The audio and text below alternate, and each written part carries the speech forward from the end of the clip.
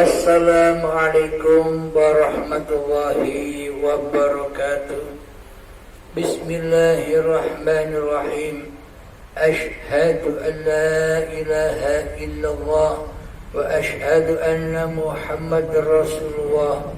Allahumma salli ala sayyidina Muhammad wa ala ali sayyidina Muhammad. Rabbi israh li sadri wa yassir li amri wahlul 'uqdatam min lisani yafqahu qawli. Amin. Bismillahirrahmanirrahim. Barusan ada pertanyaan dari saudara kita di Malaysia yang bernama Tuan Zahid. Beliau menanyakan, Kang, bagaimana sih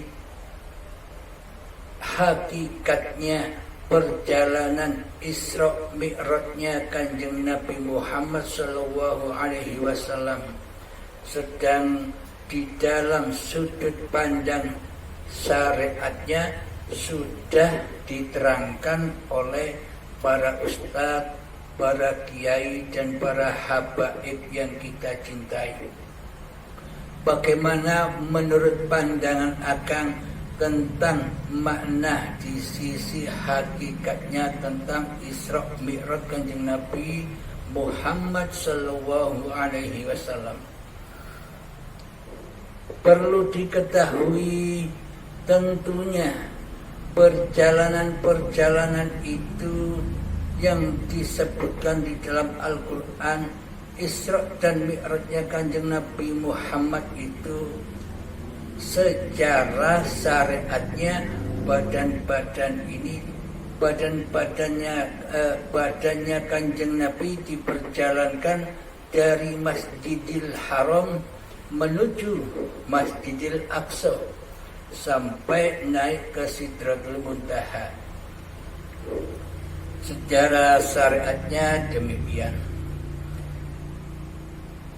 Dalam sudut syariatnya sudah banyak diterangkan oleh para alim ulama. Di sini kami mencoba mengkaji di dalam sudut pandang hakikatnya, sejatinya di sisi Allah. Bismillahirrahmanirrahim.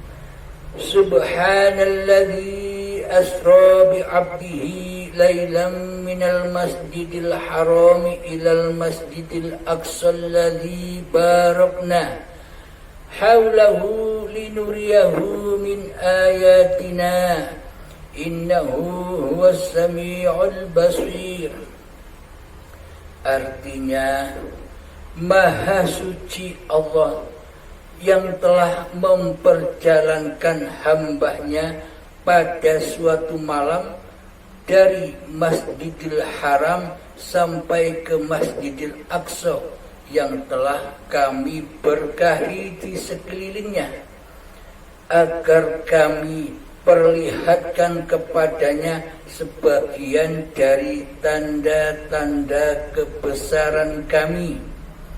Sesungguhnya Dia Allah Maha mendengar lagi Maha mengetahui.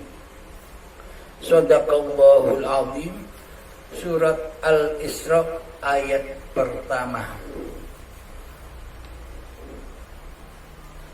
Jika diartikan di dalam sudut pandang syariatnya, maka artinya sesuai dengan arti ayatnya yang selama ini sudah sering kali kita dengarkan di dalam pengajian-pengajian umum. Perlu kita ketahui,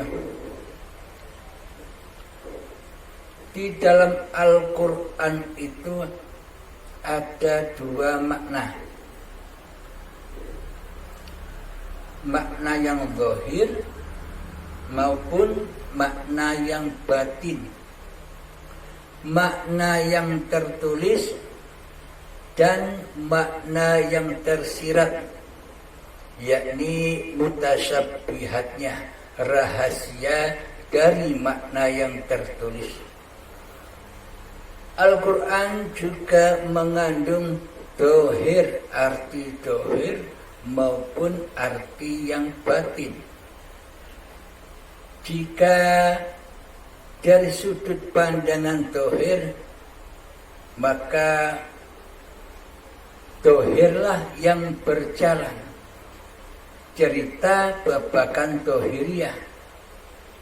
Namun batiniahnya adalah makna secara batin, yakni secara hati, yakni mutasyabihatnya.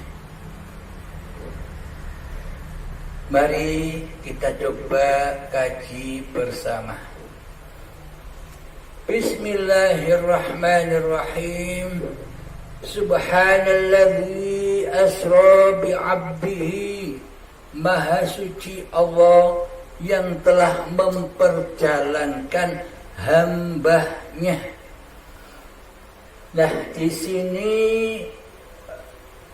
arti menurut sudut pandang syariat, hambanya yang dimaksud hamba di sini adalah beliaulah Kanjeng Nabi Muhammad sallallahu alaihi wasallam. Ini babakan dari sudut pandang syariatnya. Akan tetapi dalam sudut pandang hakikatnya adalah Subhanalladzi asra bi'abdihi. Maha suci Allah yang telah memperjalankan hambanya. Siapakah hamba Allah itu?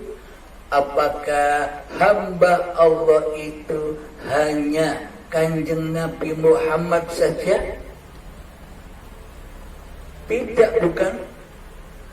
Siapakah hamba Allah itu?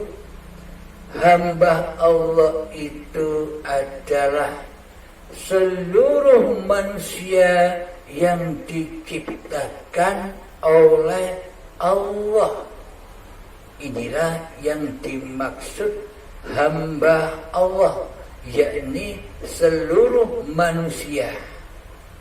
Seluruh badan-badan manusia inilah yang dimaksud hamba Allah. Ini makna mutasyabihatnya, makna hakikatnya.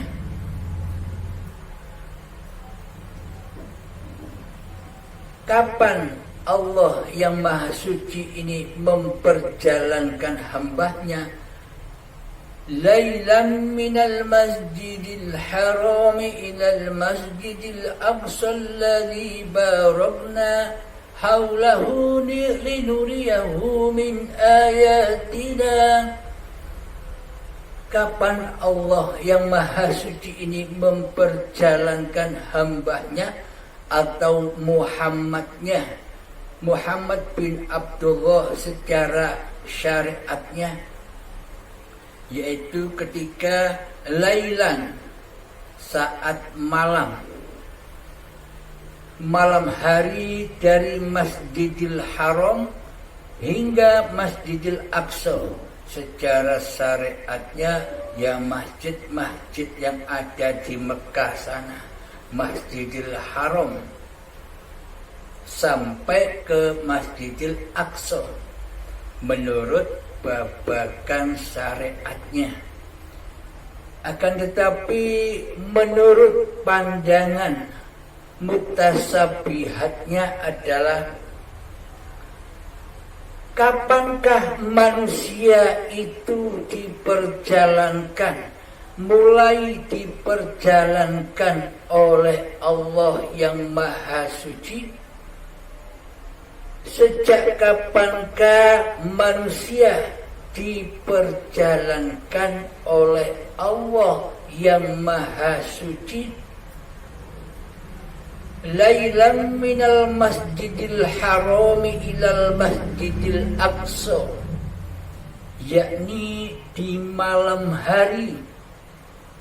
Yakni di malam hari itu maksudnya ketika manusia gaib, ketika malam kemanusiaannya hening, kemanusiaannya tiada kemanusiaannya. Inilah yang dimaksud malam. Kapan manusia itu gaib? Kapan manusia itu tiada? Kapan manusia itu adam? Adamnya manusia, gaibnya manusia adalah dari Masjidil Haram. Apakah Masjidil Haram itu? Menurut sudut pandang syariat, Masjidil Haram adalah masjid yang megah dari tanah yang ada di Mekah sana itu, Masjidil Haram.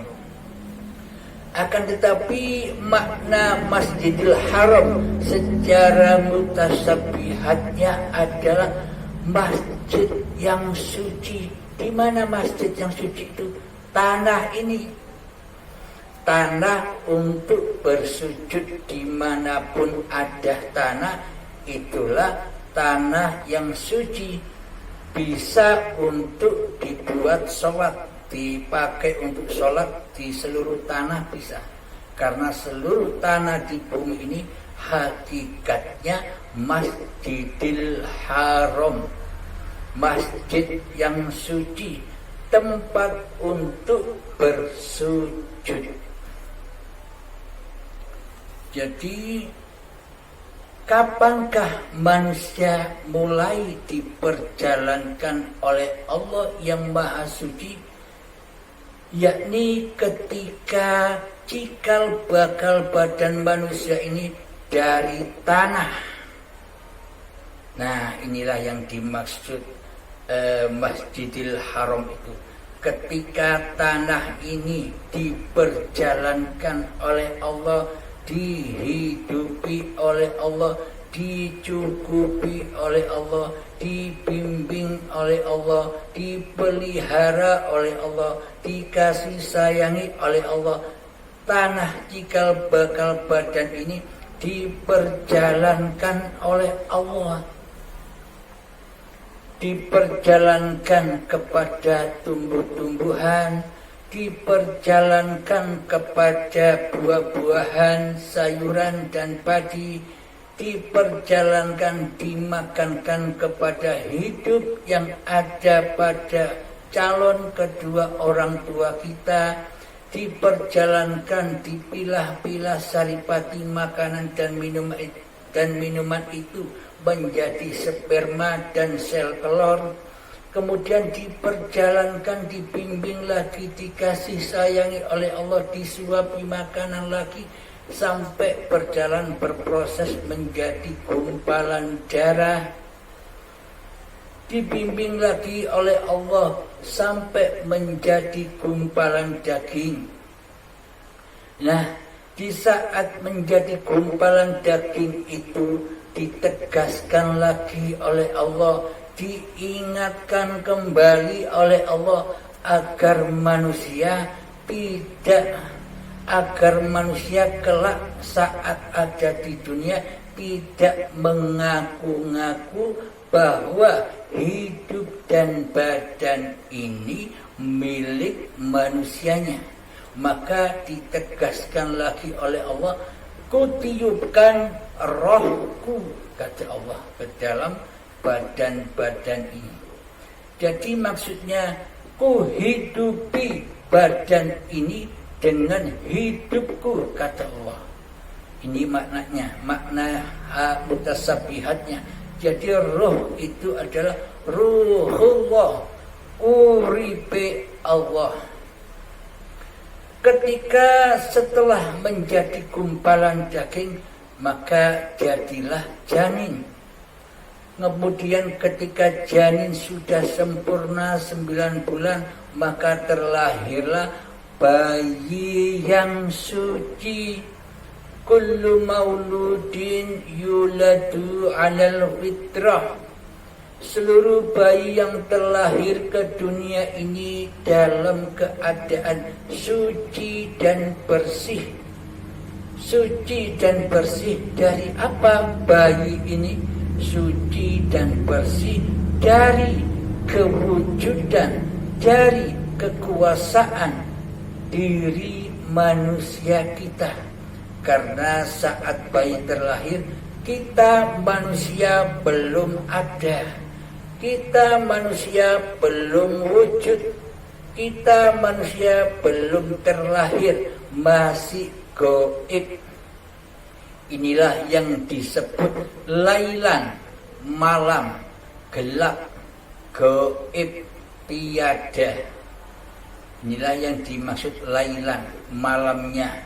Malamnya kemanusiaannya, gelapnya kemanusiaannya, gaibnya kemanusiaannya, tiada wujudnya kemanusiaannya. Sejak dari tanah sampai menjadi bayi itu kan malam.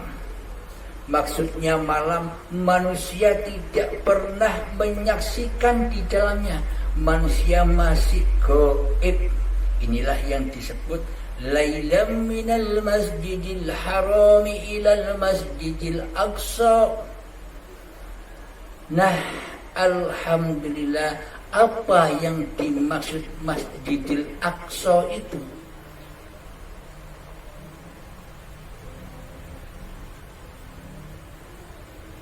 Masjidil Aqsa yang telah diberkahi sekelilingnya. Apa yang dimaksud Masjidil Aqsa yang diberkahi sekelilingnya itu? Masjidil Aqsa adalah cabang bayi manusia yang terlahir ke dunia, itu loh yang dimaksud Masjidil Aqsa. Sama-sama dari tanahnya. Ketika masih kasebut Masjidil Haram, masih kasebut tanah. Tanah diperjalankan hingga sampai kepada Masjidil Aqsa. Dari Masjidil Haram tanah diperjalankan oleh Allah hingga sampai ke Masjidil Aqsa, yakni bayi yang suci. Jadi badan-badan bayi inilah tanah, juga jenisnya sama dengan Masjidil Haram. Akan tetapi Masjidil Aqsa ini adalah masjid yang telah diberkahi di sekelilingnya.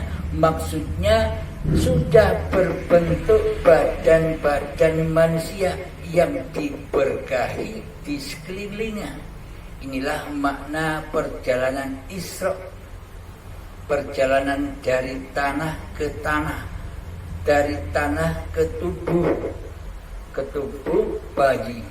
Jadi Masjidil Aqsa itu adalah lahirnya bayi-bayi yang suci, bayi tempat untuk bersujud, badan untuk bersujud.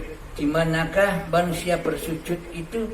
Di dalam badan-badannya, di dalam masjid-masjid badannya. Bila manusia masih ada di luar dirinya, bila manusia masih ada di luar badannya, maka selamanya manusia tidak bisa mengabdi, tidak bisa menyembah kepada Tuhannya.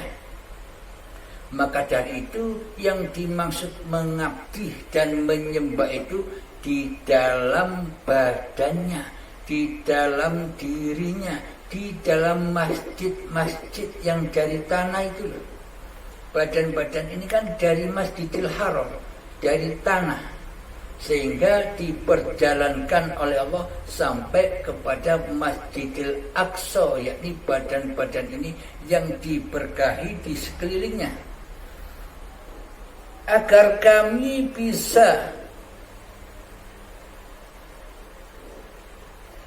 kami perlihatkan kepadanya sebagian dari tanda-tanda kebesaran kami.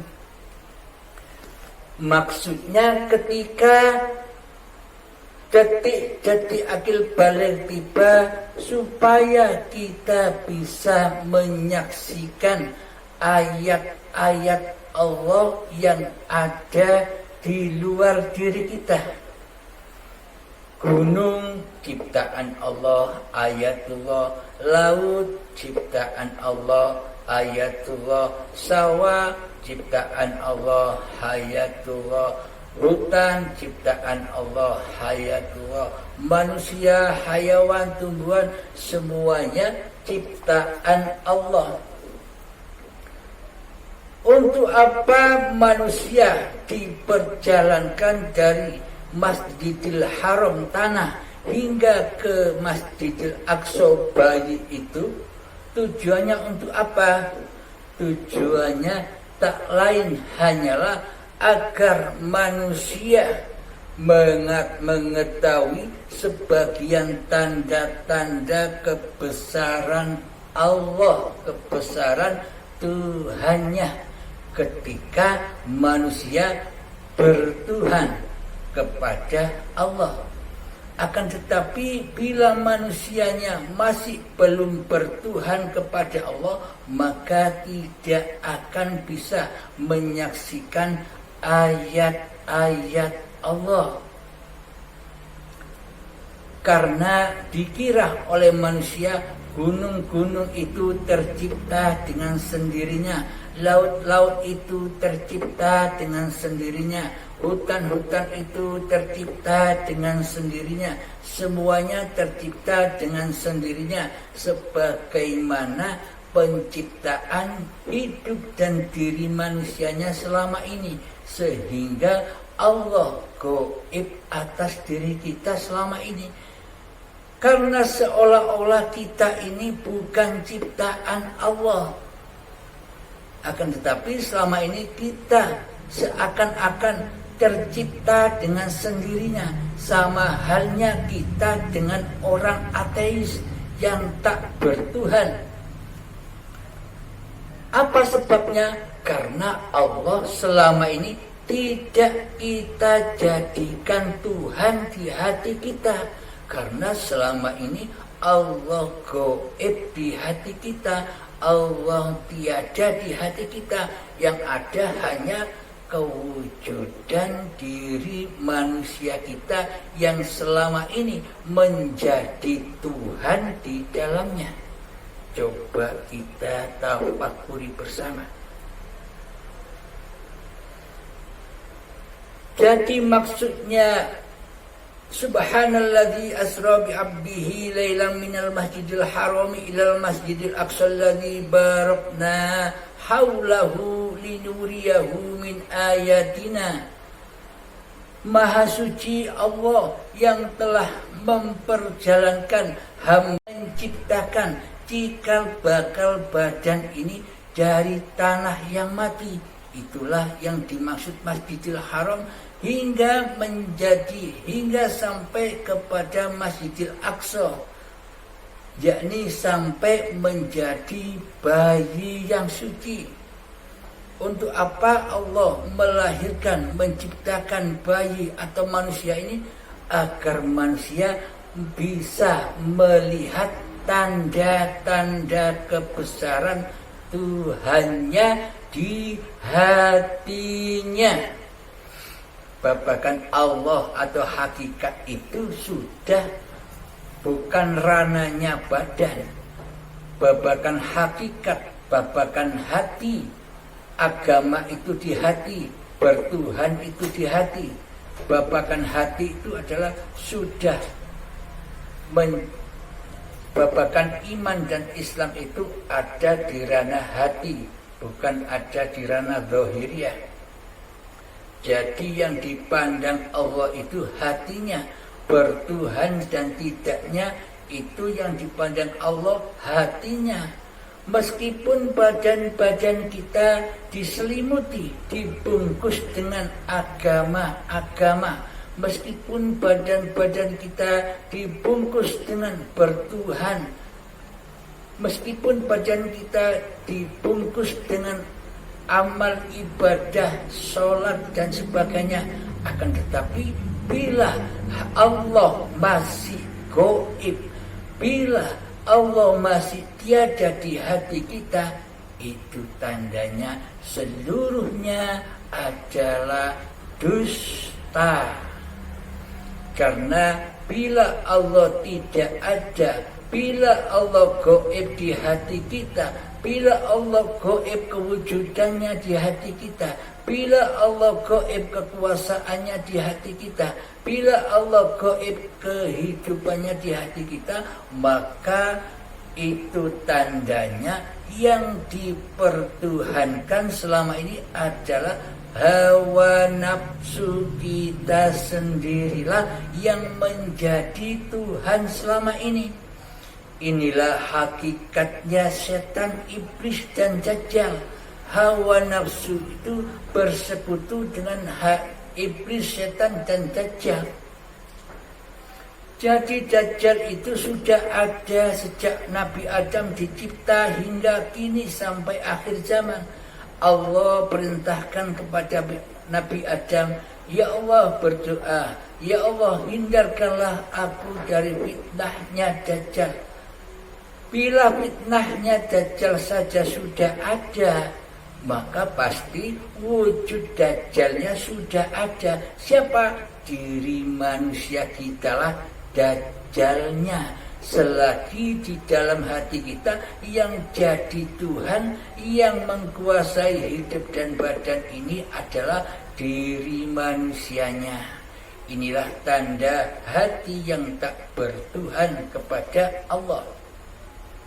Maka dari itu sadarilah siapakah hidup yang maha suci, yang menciptakan cikal bakal badan kita yang dari tanah, yang memperjalankan tanah-tanah yang mati dari Masjidil Haram hingga Masjidil Aqsa sampai menjadi bayi-bayi yang suci. Siapakah hidup, siapakah yang menguasai badan itu? Apakah itu hidup manusia? Bila itu hidupnya manusia, tentunya kita tak boleh lupa. Tentunya sampai saat ini pun kita pasti ingat seluruh perjalanan cikal bakal asal usul diri manusia kita. Tapi anehnya kita tidak tahu apa-apa. Saat bayi pun kita tidak tahu apa-apa. Inilah bukti bahwa ketika manusia diperjalankan oleh Allah dari Masjidil Haram hingga Masjidil Aqsa alladzi barakna, manusianya masih malam, manusianya masih gelap, manusianya masih gaib keberadaan dan kewujudan diri manusianya, yang ada hanya Allah. Kita lanjutkan ayatnya. Innahu huwas sami'ul basir. Sesungguhnya dia Allah maha mendengar lagi maha mengetahui.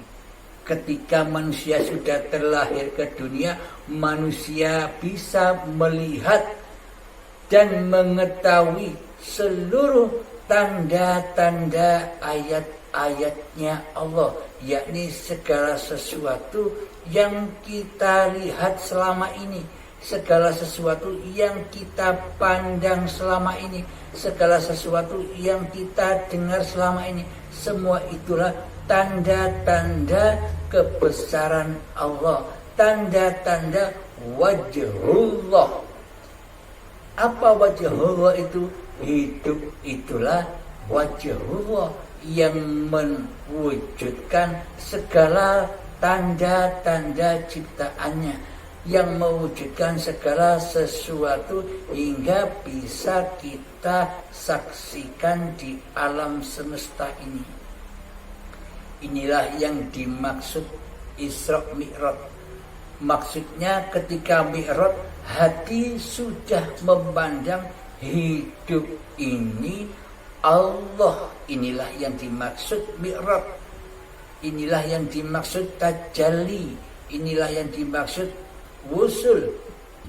Inilah yang dimaksud musyahadah, yakni ketika sudah tidak teraku-akui lagi bahwa hidup ini hidup manusianya, inilah yang dimaksud mi'raj. Caranya adalah ketika kita sedang sholat. Tujuannya Isra Mi'raj ini kan Nabi mendapatkan perintah sholat agar kita bisa memperbaiki ibadah sholat kita yang selama ini amburadul, yang selama ini tidak diterima oleh Allah. Kenapa alasannya kok tidak diterima oleh Allah? Bagaimana mungkin ibadah dan sholat itu diterima oleh Allah Ta'ala? Sementara di hati kita yang kita sembah bukan Allah, yang kita abdi bukan Allah, yang kita abdi selama ini adalah li nafsi, diri kita sendiri yang berkuasa atas ibadah dan sholat itu. Hati belum lillahi ta'ala. Karena apa? Karena hidup dan badan ini masih kotor, masih diaku-akui oleh milik hambanya. Jadi hidup dan badan ini masih kotor. Bagaimanakah cara kita bisa sholat dengan benar? Bagaimanakah kita bisa ibadah dengan benar dan pasti diterima oleh Allah? Maka bila kita ingin benar-benar ibadah dan sholat diterima langsung oleh Allah, maka sucikanlah hidup dan badan itu, kembalikan lagi kepada yang maha suci. Jangan engkau akui bahwa hidup dan badan serta apapun yang digerakkan oleh badan ini sebagai kuasa diri manusiamu. Selama kita mengaku bahwa hidup dan badan ini milik manusianya, maka ibadah apapun hasilnya tidak akan berupa ibadah, akan tetapi menjadi maksiat, menjadi racun. Karena yang disembah di dalamnya, karena yang menjadi Tuhan di dalamnya adalah diri manusianya. Allahnya gaib, Allahnya tiada di hati kita selama ini. Maka dari itu, bila ibadah kita bisa diterima langsung oleh Allah, maka pasrahkan kembali, sucikan kembali bahwa hidup dan badan ini milik Allah. Inilah yang dimaksud lillahi ta'ala. Jadi ketika kita sholat, maka dari itu perbaikilah sholat kita. Karena segala induk ibadah, induknya induk dari seluruh ibadah ini adalah di sholat.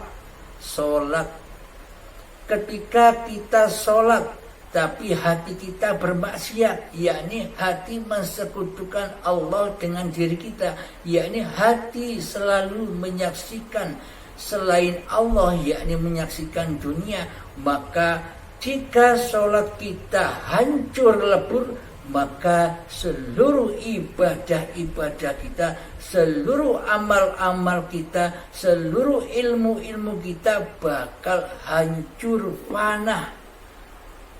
Karena selama ini manusianya lah yang menguasainya. Maka dari itu perbaikilah sholat kita. Bila sholat kita suci, bila sholat kita baik, diterima oleh Allah, maka seluruh ibadah-ibadah kita pasti langsung rojiun kepada Allah. Jadi pada intinya di sholat. Contoh sholat yang khusyuk begini. Ketika kita berniat, tetapkanlah niat kita. Contoh ketika sholat usolli fardhu subhi rak'ataini mustaqbilal qiblati adaan lillahi ta'ala. Lillahi ta'alanya ini tetapkan di dalam hati, jangan sampai berubah linafsi. Ini sholatnya Allah yang mempergerakkan, yang menguasai, bukan sholatnya manusia yang merasa bisa sholat. Jadi ketika Allahu Akbar, maka dialah hidup yang memahabesarkan diri zatnya sendiri. Jadi yang bisa, yang mampu memahabesarkan Allah bukan makhluknya, akan tetapi Allah lah yang memahabesarkan diri zatnya sendiri. Ketika Allahu Akbar, maka sedekaplah tangan ini seperti mayat. Jadi artinya kita ketika sholat jangan ikut-ikut jadi Allah, jangan ikut-ikut jadi Tuhan, jangan ikut-ikut jadi penguasa di dalamnya. Jadilah Abdullah di dalamnya, jadilah wakil-wakil Allah di dalamnya, hamba yang tunduk patuh kepada apa yang dipergerakkan oleh hidup, oleh Allah kepada badan-badan ini. Jadi hati selalu menyaksikan hiduplah yang menguasai badan. Allah lah yang berkuasa atas tindak lakunya badan apa saja. Karena dawuhnya Allah, wallahu khalaqakum wa ma ta'malun.